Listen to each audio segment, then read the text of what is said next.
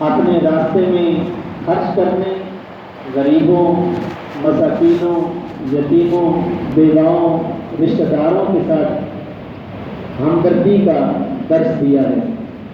رمضان مبارک کی جب آخری تاریخ آئی تو کریم آقا صلی اللہ تعالی علیہ وآلہ وسلم نے سیدنا بلال حبشی سارے بولو رضی اللہ تعالیٰ عنہ حکم دیا ہے، بلال مدینے کی گلیوں میں چلے جاؤ، جا کر صدا لگاؤ، اے لوگوں تمہارے اوپر صدقہ فطر واجب ہے، صدقہ فطر واجب ہے۔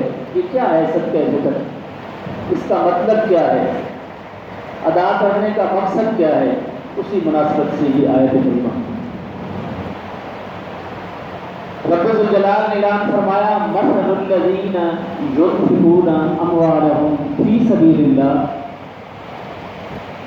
ان لوگوں کی مثال جو اپنا مال اللہ کے راستے میں خرچ کرتے ہیں، کمثل حبۃ، اس دانے کی سی ہے، انبتت سبع سنابل، جو 7 بالیاں اگاتا ہے، فی کل سنبلۃ 100 حبہ، ہر بالی کے ساتھ گوشہ لگتا ہے اور ہر گوشے میں 100 دانے ہوتے ہیں۔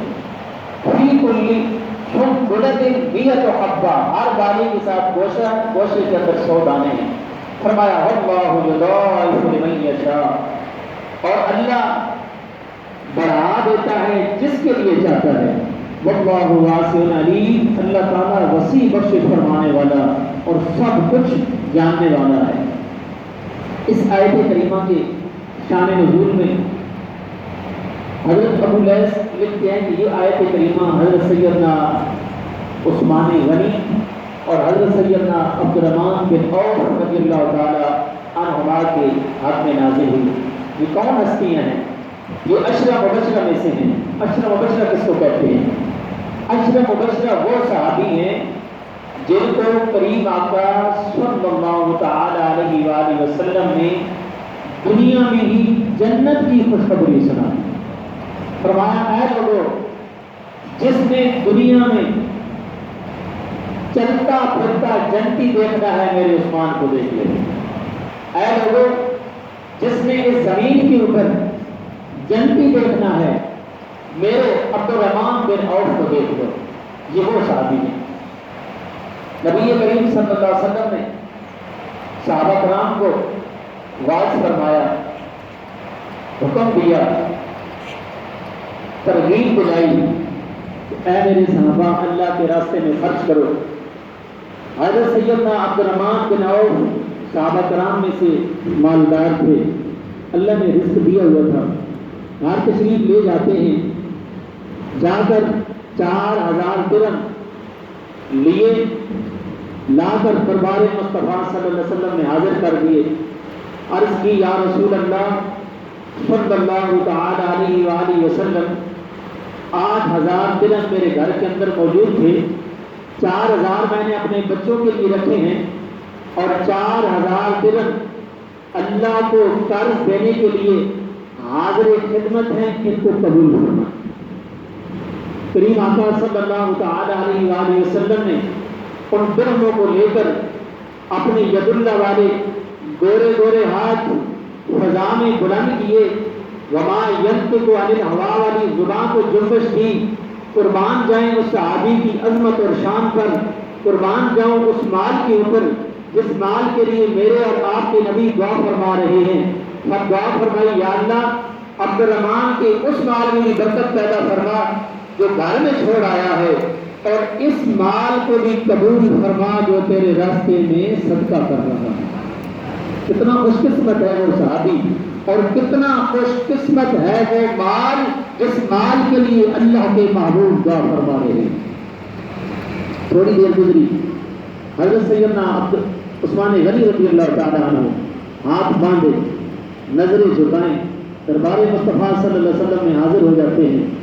حاضر ہو کر عرض کرتے ہیں، یا رسول اللہ، سارے بولو صلی اللہ علیہ وسلم، یا رسول اللہ صلی اللہ علیہ وسلم 300 اونٹ بمائے ساز و سامان آپ کی خدمت میں پیش کرتا ہوں، قبول فرمائیں۔ یا رسول اللہ ہر اس شخص کو زیادہ راہ بھی دوں گا جس کے پاس زیادہ راہ نہیں، اور 1000 دینار تھیلی کے اندر بند ہیں۔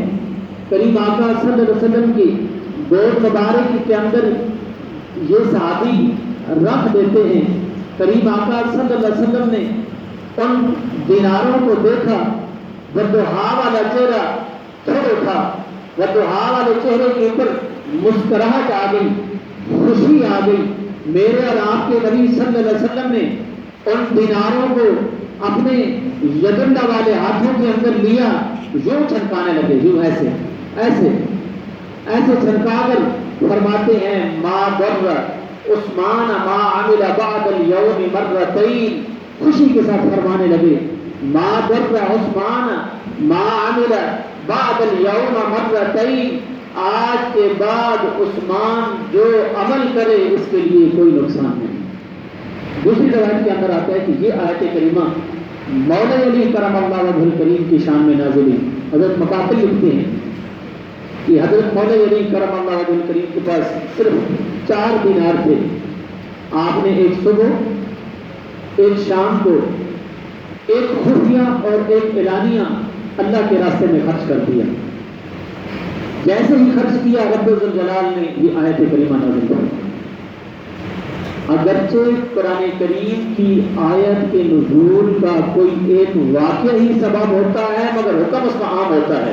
اسی طرح یہاں بھی اللہ تعالیٰ ان لوگوں پر اپنی عنایات بے پایہ کا ذکر فرما رہا ہے جو خلوص نیت کے ساتھ، محبت کے ساتھ اللہ کے راستے میں مال خرچ کرتے ہیں، یا اپنا وقت خرچ کرتے ہیں، یا اپنی اولاد اللہ کے راستے میں قربان کر دیتے ہیں۔ فرمایا دوسرا مقصد مسلمانوں کو ترغیب دلانا ہے کہ جب مسلمانوں کو اس بات کا یقین ہوگا کہ اللہ کے راستے میں مال خرچ کرنے سے، اللہ کے راستے میں ٹائم خرچ کرنے سے مال میں کمی نہیں آتی، بلکہ میرا اللہ اس مال کو اتنا بڑھا دیتا ہے، اتنا بڑھا دیتا ہے جس کا انسان کو اندازہ بھی نہیں ہوتا، اس قدر بڑھا دیتا ہے۔ پھر اس کی خلوص نیت کے مطابق اللہ تعالیٰ صرف ایک کے بدلے 700 ہی نہیں عنایت فرماتا، فرمایا جس کے لیے چاہتا ہے اس سے بھی زیادہ بڑھا دیتا ہے۔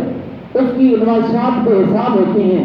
دیکھیں رب الجلال نے مثال کس طرح دی، فرمایا اے میرے نبی کا کلمہ پڑھنے والوں، اے میری وحدانیت کا اقرار کرنے والوں، سنو، تم جب میرے راستے کے اوپر خرچ کرتے ہو نا، اس کی مثال ایک دانے کے ساتھ دیتا ہوں تاکہ تمہیں سمجھ آ جائے۔ یا اللہ کس طرح؟ فرمایا جس طرح تم ایک دانہ زمین کے اندر کاشت کرتے ہو نا، اس دانے کے ساتھ پھر 7 بالیاں اڑتی ہیں، ہر بالی کے اوپر ایک خوشہ ہوتا ہے، ہر خوشے کے اندر 100 دانے ہوتے ہیں۔ جس طرح اس ایک تم زمین کے اندر ایک دانہ کاشت کرتے ہو، اس سے 7 بالیاں اگتی ہیں، ہر بالی کے اوپر کوشہ ہوتا ہے، ہر خوشے کے اندر 700 دانے ہوتے ہیں۔ اسی طرح جو بندہ مومن میرے راستے کے اوپر جتنی خلوص اور محبت کے ساتھ ایک خرچ کرتا ہے، میں اس کو 700 گنا عطا فرماتا ہوں۔ فرمایا واللہ یضاعف لمن یشاء، بلکہ جس کے لیے چاہتا ہوں اس سے بھی زیادہ بڑھا دیتا ہوں۔ پھر یہ تو قرآن کریم کے اندر اس کی فضیلت اور اہمیت ہے۔ احادیث مصطفیٰ صلی اللہ علیہ وسلم کے اندر اس کی کتنی اہمیت ہے۔ ہم اللہ کے راستے میں رہتے ہیں، مثال کے طور پر یہ مسجد کا انتظام ہے، چل رہا ہے، آپ لوگوں کے تعاون سے چل رہا ہے، آپ لوگ تعاون کرتے ہیں مسجد انتظامیہ کے ساتھ، مسجد انتظامیہ چلا رہی ہے، کوئی بندہ 100 روپیہ دے رہا ہے، کوئی 500 دے رہا ہے، کوئی 1000 دے رہا ہے۔ میرے اللہ نے جس کو جتنا زیادہ دیا اس کی محبت ہے کہ اس سے بھی زیادہ دے رہا ہے۔ سنیں اس کی طاقت